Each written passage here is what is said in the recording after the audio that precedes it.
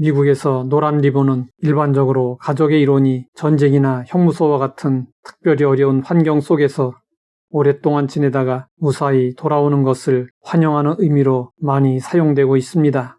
이러한 관습은 1900년대 초에 3년여 동안 감옥 생활을 하다가 가석방되어 돌아가는 빙고라는 사람의 이야기를 배경으로 하고 있습니다. 뉴욕에서 플로리다주 해변으로 가는 버스 안에는 여행 기분에 들떠 웃고 떠드는 사람들로 가득했습니다. 하지만 얼마 후 사람들의 시선은 한 남자에게로 집중되었습니다. 어느 젊은이가 표정 없는 얼굴로 창밖을 바라보는 남자에게 말을 걸었습니다. 아저씨는 어디로 가세요? 주위에 관심이 높아지자 이 남자는 자신의 이야기를 했습니다. 감옥에 있을 때 아내에게 편지를 썼소.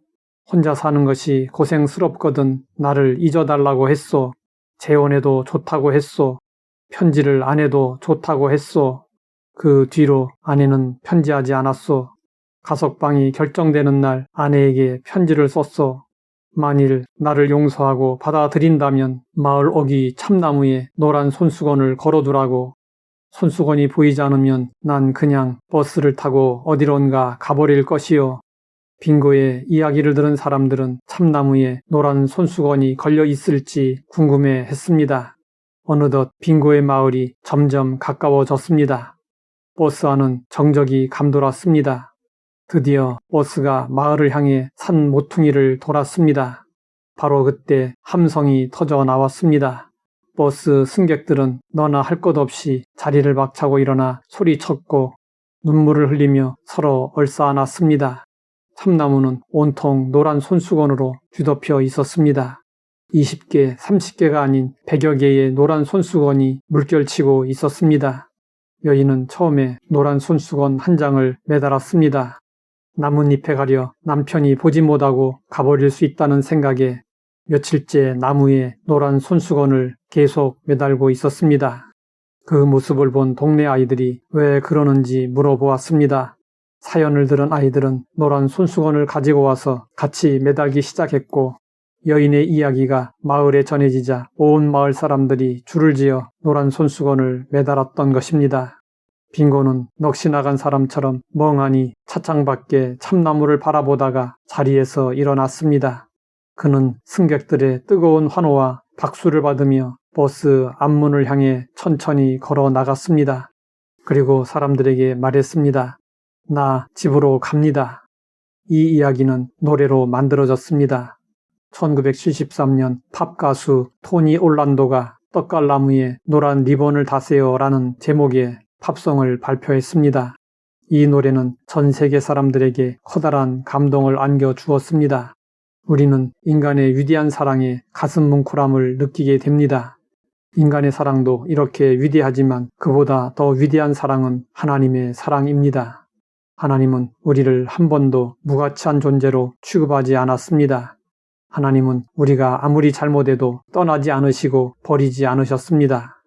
우리의 못난 모습 그대로 맞아주시고 은혜를 베풀어 주셨습니다. 호세아 선지자는 이스라엘 백성들이 애굽에서 나와 광야를 거쳐 가나안 땅에 이르는 과정을 언급하며 하나님의 사랑을 가르쳤습니다. 하나님은 이스라엘이 어렸을 때 그들을 인자하게 대하셨습니다. 종살이에서 구해내셨습니다. 품에 안고 양육하셨습니다. 걸음마를 가르치시고 걸음걸이를 고치시고 사랑의 줄로 이끄셨습니다. 멍에를 벗겨주셨습니다. 필요한 양식을 공급해 주셨습니다. 그러나 이스라엘 백성들은 하나님을 싫어했습니다. 하나님을 버리고 떠나갔습니다. 그래도 하나님은 이스라엘을 버리시지 않았습니다. 하나님을 떠난 이스라엘을 향해 심판을 선고하셨지만 그것은 하나님의 본심이 아니었습니다. 내가 어찌 너를 놓겠느냐, 내가 어찌 너를 버리겠느냐가 하나님의 본심이었습니다. 오히려 이스라엘을 향한 국률이 불붙듯 더욱 간절했습니다. 하나님은 그 심정을 이렇게 말씀하셨습니다. 내 마음이 내 속에서 돌이키어 나의 국률이 온전히 불붙듯 하도다. 하나님의 가슴 속에 불붙듯 하는 국률의 결정체가 예수님의 십자가입니다. 이스라엘 백성들처럼 우리도 하나님의 사랑을 깨닫지 못하고 살 때가 많습니다. 우리가 죄인이었을 때 하나님께서 우리를 사랑하셨습니다.